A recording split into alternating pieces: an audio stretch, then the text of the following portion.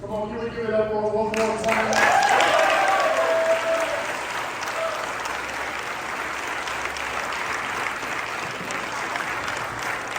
Tell them mom and dad, are you ready? It got quiet in here. Why's everybody so nervous? There's no telling what he'll say. Come on, bud. Jax, I'm going to ask you a question. What is your favorite part of Christmas?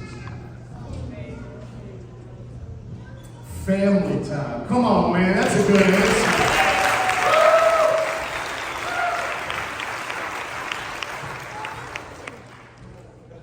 So have you already opened any gifts? What'd you get? You don't really know. Did you get this necklace right here? Yes. Did you get a gun or anything like that? No. You didn't get a gun? Well, man, we gotta talk to Dad about that. How old are you nowadays? You're 9 years old, Dad. He's only like about 308 or 30. I mean, definitely 12 days, right? Come on, man. All right. Can you tell me, Jax, do you know why we're here today? Who the reason for Christmas really is? That's what I'm talking about. He said Jesus. Give it up for Jax. Good job. Give me one more. All right, here we go. We got a few coming up. Can you come here? Can you tell me your favorite part about Christmas? Okay, well, you can go sit down with Jax, your brother. There we go. Come on up real quick. If you guys don't know this awesome girl right here, her dad is his mom and dad run our First Steps area. If you've met Jake and Stephanie, how many of you guys have met Jake and Stephanie? Love Jake and Stephanie. By the way, Jax, his dad is Trevor. Right over there, his mom is Lauren. I just want to say, Trevor, I saw your face. You were a little nervous when you realized Jax was up.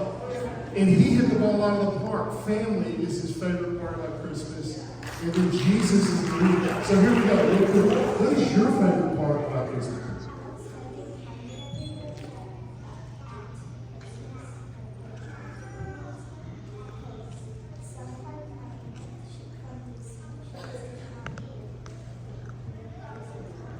Your aunt from Washington, D.C. gets to come and do Christmas with you. That is exciting. That's pretty awesome. Have you got any gifts yet? Not yet. What do you hope that you get for Christmas this year?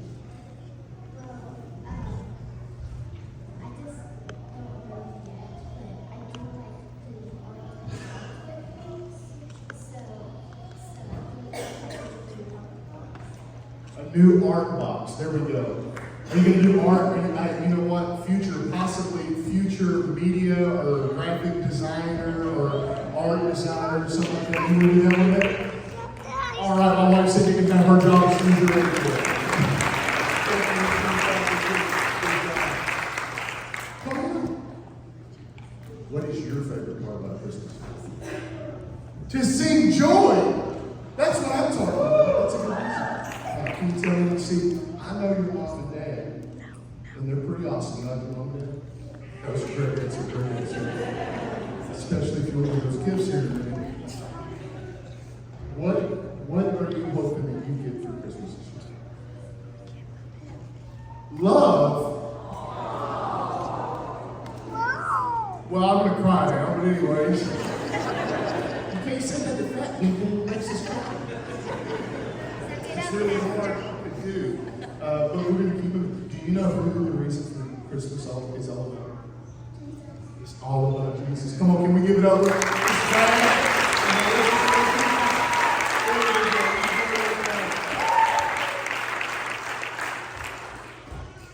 I got 9 minutes, y'all. Y'all think I can do it?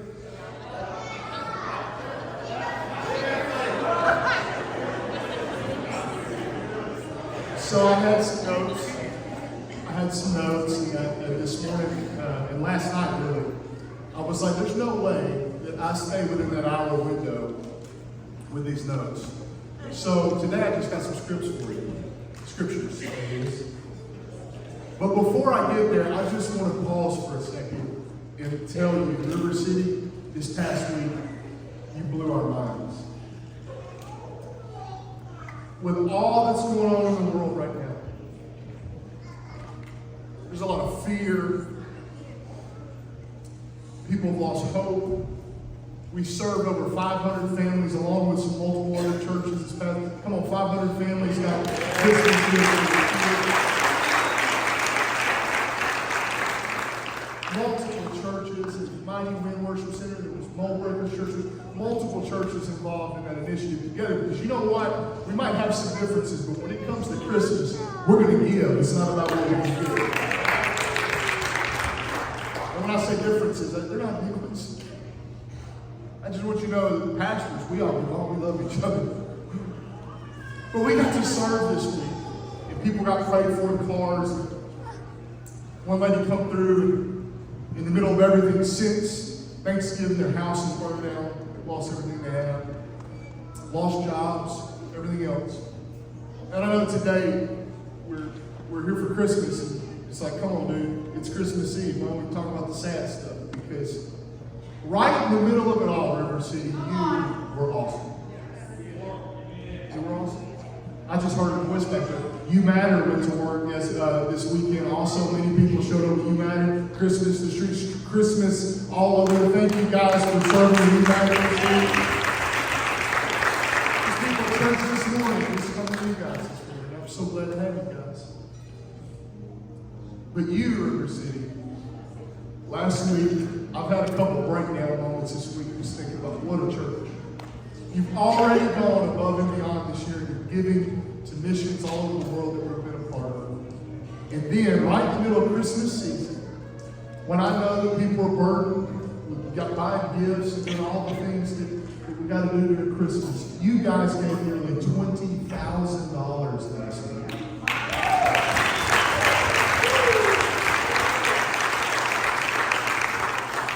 Some of you have just blown our minds this year in your giving. And I want to say thank you. I want to say thank you because majority of that offering is going over to Israel with freedom fighters. As they go over and set up shop to help those soldiers who've been on the front lines and things. Nobody's been there to hear their story. Nobody's been there to hear what they're going through. And we're going to go, and you know what? It's not all about building a big number of people. No, it's being there and being the hands and feet that we're called to be.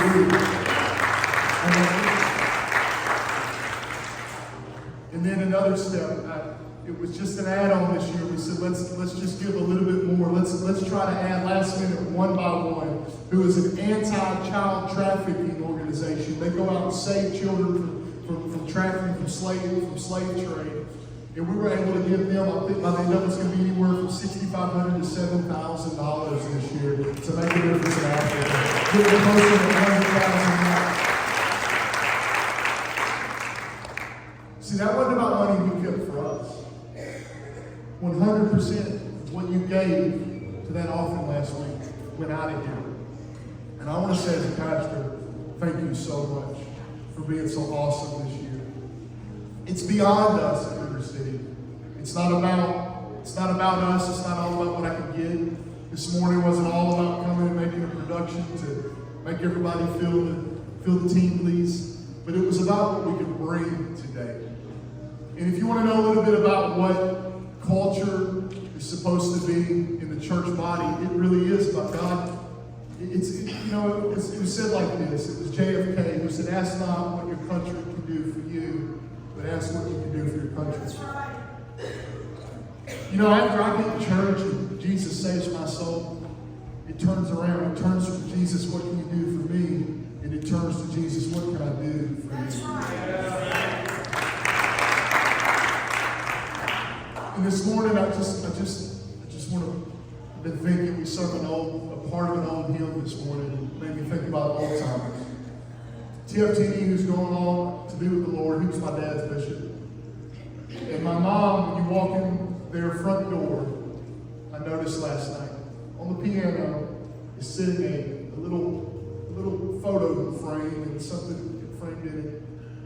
And it's one of his quotes. He says, if you want to hear, well done, then do well.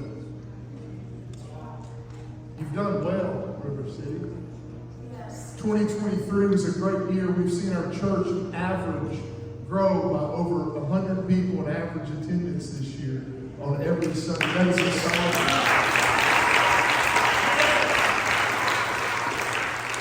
It's not about attendance. It's not about getting to go and tell people that our church is. No, it's about the souls whose lives are being touched and their lives are being changed. And if you're here this morning, your life is being changed. I just want to say that is our goal, is to see not us change you, that Jesus changes you. So this morning I was asked by a little fellow last week, said, are you going to do the Christmas story at Easter? I thought about sitting down in a chair today and reading the biblical account of Jesus. I just want to encourage you to go do that. I did that this week. We already had Christmas in our house. And I sat down with my kids. I said, before we open a single gift today, y'all know how blessed we are. Do you know how blessed we are that we get to, mom and dad get to get gifts for you this year. We get to give to you, because really that's what a mom and a father and a mother would want to do. Let me tell you something. We have a Father in heaven who's given so much for us. But this morning, I want to focus on what this is really about in the next couple of minutes. And we're going to have milk, cookies. Instead of doing hot chocolate, so let's do milk. Who likes chocolate milk? Anybody ready for the chocolate milk? All the kids say yes. I'm with the kids. I'm with the chocolate milk. You got strawberry milk? We need to talk about some strawberry milk next year. Anyways, I like this one. We're excited. But we're going to spend a few minutes with each other. But before we do, Isaiah 9:6 reads like this. So for unto us a child is born, unto us a son is given, and the government will be upon his shoulder. I want to tell you something. All that's going on in the world right now. I know that we're worried about governments, and we're worried about so many different things, but my word tells me the government will be on his shoulder. This kingdom government will be on his shoulder. Everything that's going on in the world, he's seated on that scripture. And I want to give you hope this morning. It said, in his name will be called. This is speaking of Jesus. His name will be called Wonderful, Counselor, Mighty God, Everlasting Father, the Prince of Peace. I think about what that means. Man, I need a counselor. I need a wondrous God in my life. Anybody need a wondrous God in their life? Sometimes, man, I need him right now. He's been mighty for me. He's been my counselor. There's been times, a counselor, my wife is in school for counseling. A lot of times it's listening. You know how much junk God has had to listen to from me? He's listening, and then after a moment, his spirit will move in the car or move wherever I am, at home plate or in the office, and you feel his presence and his peace. Who needs peace this morning? Anybody? God, I just need peace in Jesus. I just speak of peace over everybody in this room. But it says it'll be by everlasting Father in the Prince of Peace. That reminds me of John chapter 1 in the New Testament. And it says this, in the beginning was the Word, and the Word was with God, and the Word was God. He goes on in chapter verse 2, he says, he was in the beginning with God. When I go back and I read in the book of Genesis, I see that the first words ever spoken into our existence. The Word was formless, there was void, there was darkness, and God speaks into the physical. And the first words he ever speaks, y'all know what it is? Come on, man. Y'all gotta go read your Bible more often. The first words are, let there be light. In the darkness of things happening in the world, in all this world, there's light in the middle of it all. And I want to tell you, God is not going to leave you hopeless this year. But what we are celebrating today is life come to us, hope come to us. That's what Christmas is all about. For God so loved the world. That's what this is all about. Because he says, all things are made through him, and without him nothing was made that was made. Why not talk about the darkness? Verse 4, he goes on, he says, in him was life, and the life was the light of men. In verse 5, he says, and the light shines in the darkness, and the darkness did not comprehend it. There are many people that don't comprehend what's going on in the spiritual realm. But you and I were different. He said there was a man sent from God whose name was John. He goes on and tells the story. But John tells the story of what's to come. John is the one who comes before. He's the one who comes before Jesus, preaching of him. Today, we're preaching now of Jesus' life because he's coming again. Do y'all realize that today? Jesus is coming again. If for sake of time, because I'm already 2 minutes over, I want to go to verse 14, and it says this. Speaking of the Word, and the Word became flesh, and dwelt among us, and we behold his glory. The glory is of the only begotten of the Father, full of grace and full of truth. This morning as we stand up all over the room, the one we celebrate he is the truth, come to us in the flesh. He said that I am the way, the truth, and the life. And this year I want to tell you, if you're feeling hopelessness during this season, if you're feeling depression during this season, because I know this is a time of year where so many people feel that, I want to tell you today that Jesus is the answer for every problem. Come on, do y'all believe that? Jesus is. Now I had about a 15 to 20 minute message planned on those scriptures, but today I'm going to leave you with this. Here's what I want for Christmas. Jesus, I want you for Christmas. Jesus, and I bring myself to you. Can we all lift our hands all over the room this morning? Jesus, we come today and worship you. The children did such an excellent job this morning in worshiping you. And today, Jesus, we lift our hands to you. We say, Jesus, we want you. We need your grace. We need your truth this year. And we are asking you this morning, God, in this Christmas season, that your presence go forth with us. You are our mighty God, our everlasting Father in the flesh. Your word says it. God, in the beginning, you were there.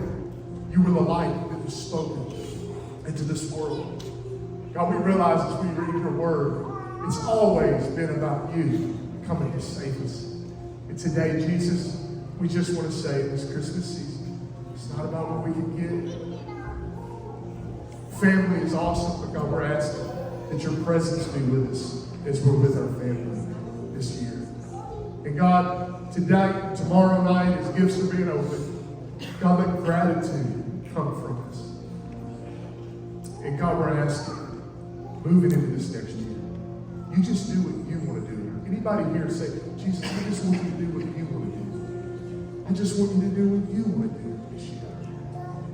And as we come today to celebrate you, God, I pray for this next year.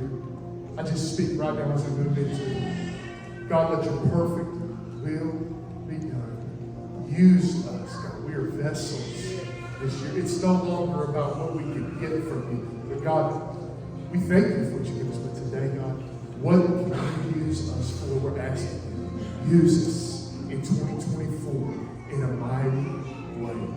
As we always pray, and as we're closing today, we pray what you told us to pray. Let your kingdom come, let your will be done in earth and this earth as it is in heaven.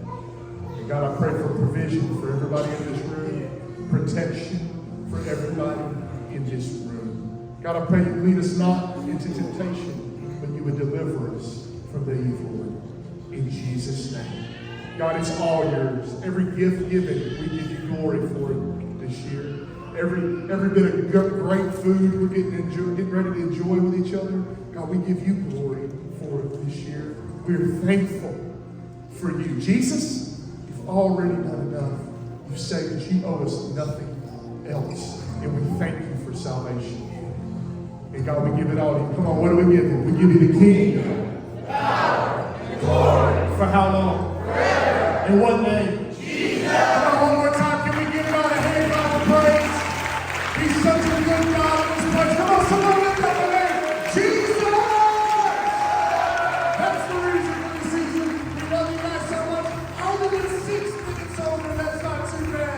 tell them to keep you for an hour.